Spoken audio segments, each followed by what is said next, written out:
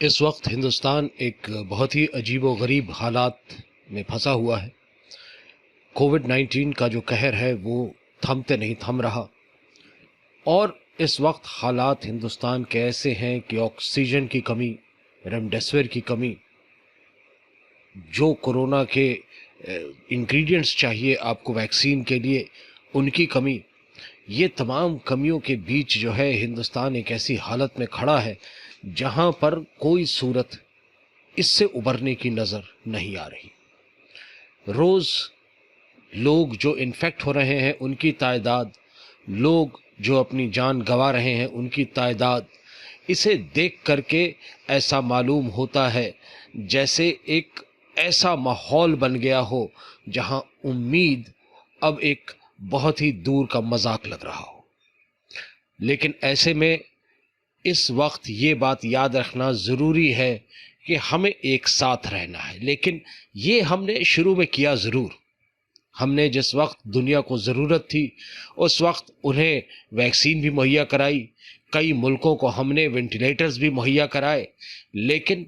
बदले में जिस वक्त हमारी ज़रूरत आन पड़ी उस वक्त इन मुल्कों ने अपना हाथ खींच लिया।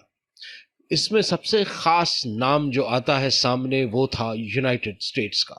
ये बात कोई छिपी हुई नहीं है कि यूनाइटेड स्टेट्स की जो इस वक्त के प्रेसिडेंट हैं जो बाइडेन और उनकी जो वाइस प्रेसिडेंट हैं कमाला हैरिस, ये दोनों के दोनों हिंदुस्तान की इस रिजीम को, जो हिंदुस्तान के अभी वज़ीर आज़म हैं नरेंद्र मोदी, इनको पसंद नहीं करते और उनकी कोशिश ये है कि नरेंद्र मोदी दुनिया में और मुल्क में बदनाम हो।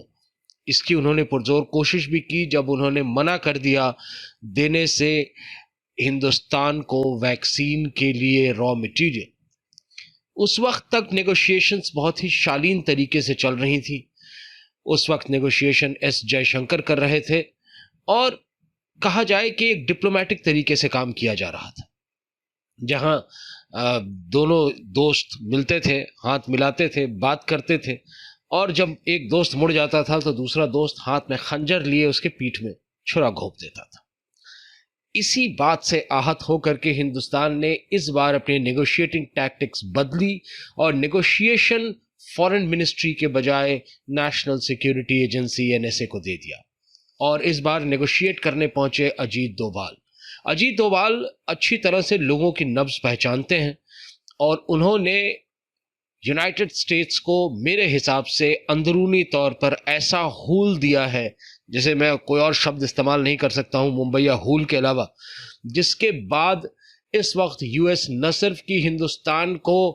वैक्सीन की रॉ मटेरियल देने को तैयार है, बल्कि ऑक्सीजन के लिए जो स्पेशल टैंक्स होते हैं, क्रायोजेनिक टैंक्स, उन्हें भी देने को तैयार है, ऑक्सीजन भी सप्लाई करने को तैयार है। कुछ न कुछ बदला है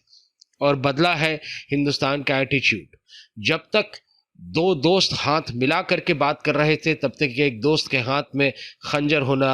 ये बड़ी बात नहीं थी, लेकिन जब हिंदुस्तान ने आगे बढ़कर अमेरिका का गिरेबान पकड़ा है तो इस वक्त अमेरिका को समझ में आ रहा है कि एक ऐसा खित्ता जहां पर चाइना उसके खिलाफ है, जहां पाकिस्तान में इस किस्म के हालात हैं कि अगर हिंदुस्तान अपनी नज़र 2 मिनट के लिए हटा ले तो अफगानिस्तान बर्बाद हो जाए, ऐसे स्थिति में हिंदुस्तान को अपना दुश्मन बनाना मुमकिन नहीं है। ये बात समझ में आ चुकी है अब जो बाइडेन को, और ये बात समझाई है अजीत डोभाल ने। मैं आशा करता हूं कि आने वाले दिनों में अजीत डोभाल इसी तरह से जो है अमेरिका को इन चेक रख पाएंगे और ये मेरे ख्याल से, हालांकि यह पूरी दुनिया जानती है कि मैं वज़ीर आज़म मोदी का बहुत बड़ा फ़ैन नहीं हूं, लेकिन उनकी ये मूव जो है ये मुझे बहुत पसंद आई और मैं ये कह सकता हूं कि अगर हिंदुस्तान की बात कोई प्यार से मान ले तो अच्छी बात है, वरना आंखें तरेरना हमें भी आता है। और मिलूंगा आपसे इसी तरह से अच्छी खबरें लेकर के। जुड़े रहें हमारे चैनल के साथ, सेफ रहें, खुद भी रहें, दोस्तों को भी रखें, परिवार वालों को भी रखें। इस वक्त के हालात बहुत ख़राब हैं। धन्यवाद।